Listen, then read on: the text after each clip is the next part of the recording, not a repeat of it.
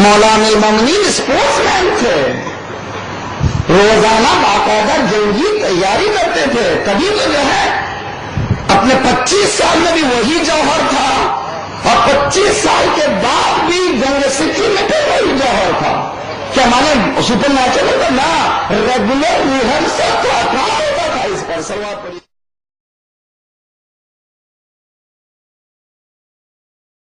بے شک اس طرح کے جملے امام معصومین علیہ السلام کے بالخصوص امیر المومنین حضرت علی بن ابی طالب علیہ السلام کے لیے استعمال کرنا ان کی توہین ہے، اور یقین نہیں آتا ہے کوئی اپنے کو شیعہ کہنے والا اس طرح کی لفظ اپنی زبان پر لائے گا، نہ کہ شیعہ عالم.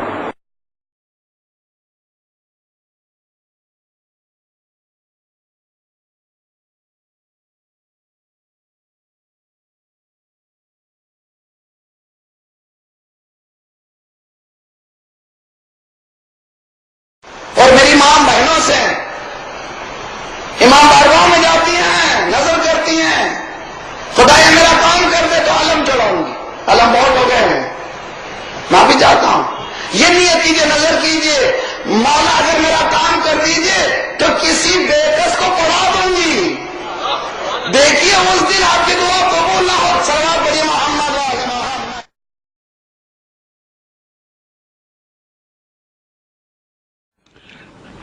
علم بہت ہو گئے ہیں، اب منت سے سنا کرنے کسی بھی بےکس کو پڑھا دیں، یہ غلط ہے.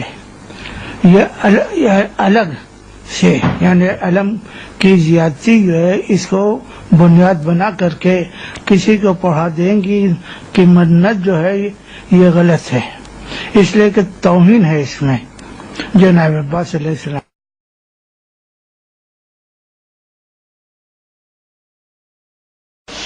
عزاداری چونکہ اسلام کی زندگی کا سبب ہے اور علم جو ہے وہ عزاداری کا بہت ہی اہم جز ہے، لہذا اس کے لیے یہ کہنا کہ مثلا کسی شخص کو پڑھا دیا جائے، پڑھائی بھی ضروری ہے، مسکینوں کی مدد بھی ضروری ہے، لیکن جہاں تک کہ یہ مسئلہ ہے علم، چونکہ علم جو ہے وہ عزاداری کی علامت ہے اور عزاداری ہی سے اسلام زندہ ہے. جیسا کہ خود آیت اللہ خمینی قدس سرہ جو رہبر انقلاب بھی اور ظاہر ہے کہ مرجع تقلید بھی تھے، ان سے جب سوالات کیے گئے تو انہوں نے فرمایا کہ یہی گریہ اور عزاداری ہے جس کے ذریعے دینی امور کو تقویت اور ترقی ملتی ہے، لہذا علم بھی عزاداری کا ایک اہم جز ہے.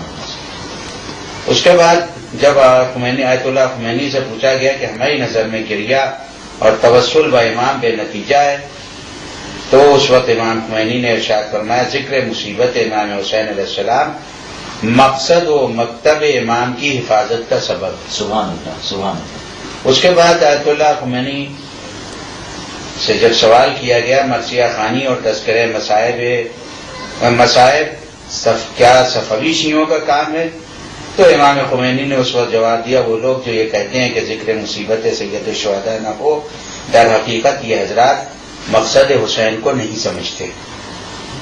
اس کے بعد فرماتے ہیں امام خمینی کے وہ افراد جو یہ کہتے ہیں کہ مجلس حسین میں خرچ ہونے والا مال اور اشیاء جنگ زدہ لوگوں، یہ جنگ کے زمانے میں لوگوں نے سوالات کیے تھے، بعض ترقی پسند افراد جن کو واقعی لوگ پریشان ہوں گے،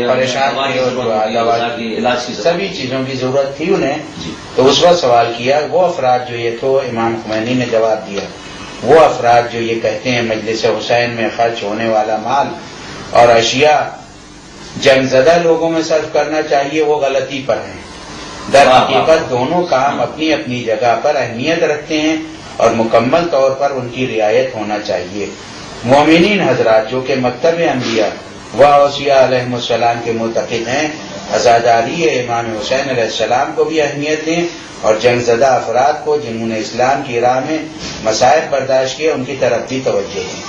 تو دوسرے کام جو ہیں وہ بھی کرنا چاہیے، لیکن اس میں یہ نہیں ہے کہ اس خرچ کو ادھر کر دیا جائے، بلکہ اور بھی بہت سے اخراجات ہیں. شادی بیاہ میں انسان سوچے، یہ جو بڑے بڑے ہال بک کیے جاتے ہیں، بڑی بڑی دعوتیں ہوتی ہیں اور لوگوں کو بلایا جاتا ہے، اس موقع پہ انسان سوچے یا اور دور مسجد کے منارے بناتے وقت سوچے، کیونکہ مسجد کی تزئین کاری جو ہے وہ شرعاً بھی صحیح نہیں ہے، شریعت راضی نہیں ہے اس سے. جو مسجد کی تزئین کاری کی جائے اور جس طریقے سے مسجدوں کو سجایا جاتا ہے اس موقع پہ کیوں نہیں سوچتے ہیں لوگ؟ جی یہ ایک مثال میں دے رہا ہوں. جی اس لیے کہ مسجد کی تزئین کاری شرعی اعتبار سے صحیح نہیں ہے، اس کو سادہ انداز میں بنانا چاہیے. تو کیوں نہیں اس وقت یہ مسئلہ عوام میں عام نہیں ہے. ہاں اس وقت کیوں نہیں یہ لوگ کہتے ہیں کہ اس مسجد کو مثلا ماربل سے نہ بنایا جائے بلکہ اس کے بجائے جو ہے وہاں بہت سے مسکین ہیں اور بہت سے یتیم ہیں، بہت سے غریب ہیں. یہ صرف عزاداری میں اس لیے لایا جاتا ہے کہ لوگوں کو اصل مقصد کے سلسلے میں جو ہے وہ اعتراضات ہیں، چونکہ وہ کسی چیز سے وابستہ ہیں، کیونکہ بغیر تحریک سے وابستہ ہوئے ایسی باتیں کوئی شیعہ نہیں کر سکتا. جی جی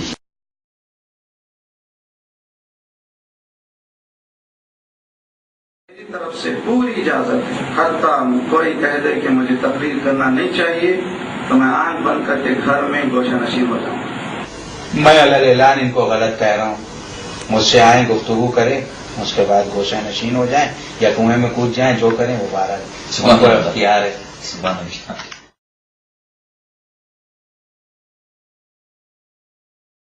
One thing I want all of you, I don't care how many people in front of me, I want few of you to learn the real essence of Islam. Another thing we have to remove from our society is Nara Haidari. I am very sorry to say that. It is ruining just like, in order to take the majlis of any alim, how many naras have been taken in that majlis?